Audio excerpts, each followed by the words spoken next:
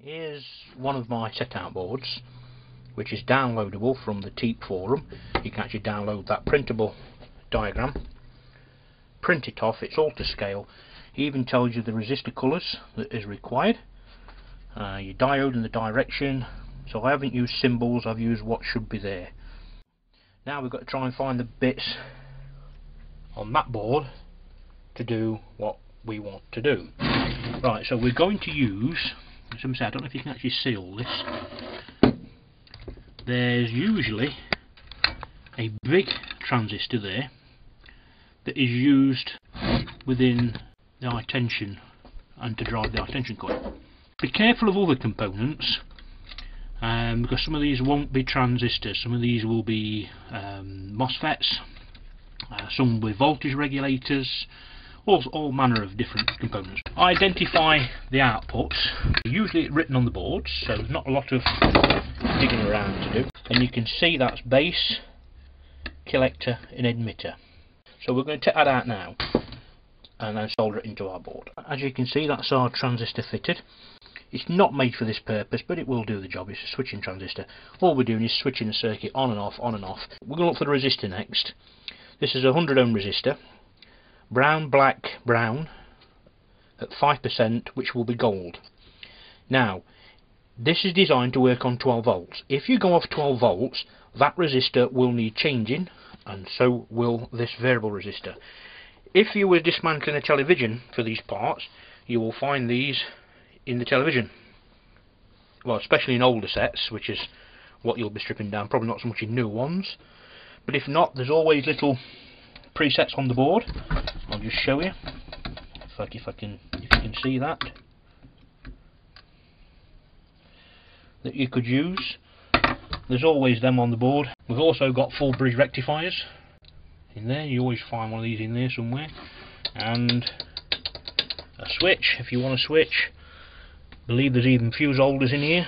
Yeah, there's a fuse if you want to put a fuse in it, and there's a fuse holder in its cap. Even an heat sink for that transistor if you don't want to make that one. They'll all look slightly different. Right, we'll get on now and find the resistor that I need for this. Well, I found our resistor down here. If we can see that. It's a wire wound one, and that's a bit heavier duty, but it'll do fine. I really wanted a carbon wound one, not a wire wound one. I'm actually saying that, I've actually just spotted a carbon one there, which is exactly what we want. But I'm going to stick to my guns, and I'm going to use the wire wound one there. So I'll take that out, and I'm going to fit it where my finger is there. Okay, our resistor in line. We're now going to go and try and find the two diodes on the board.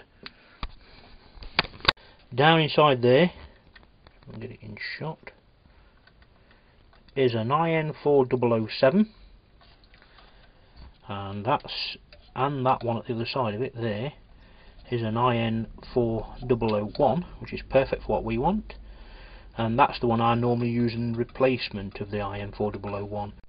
Now, as you can see, that's the two diodes that I chose out the board fitted in their correct places. Now this neon bulb, these can be found in older televisions again, on display, found in old monitors, older version monitors.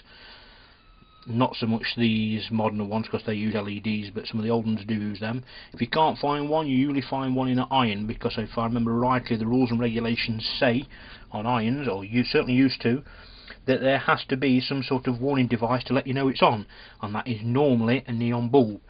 As an iron doesn't have electronic circuitry in it, it just has a heating element. They normally stick one of these in, and with a resistor attached, remove the resistor, stick it on there. Now we've got that done, we'll get that connected to there with a couple of dowels. I don't use any kind of metal where I can get away with it. I know there's little bits on there, but you don't want to cause drag. The only metal thing on mine is that, and that's away from the magnets. But these are all brass pins, not brass coated, brass pins, aluminium. Trying to avoid using steel anywhere on your board. Well, that's the remainder of our dowel. Just drilled the holes again with a hand drill. 3 in. I'm going to mark the board out the same there, drill them and fit it. That's That now fitted. Time to fit, connect all the cables, the wires up I should say, trigger and the run wires, and I'll now do that. As you can see, that's the whole thing together. Now we'll just give it a spin up. As you can see, she's running. That's the transistor that I found on the board, the resistors and the diodes and everything. Setting that off does certainly increase its speed, so that's something to look at in the future.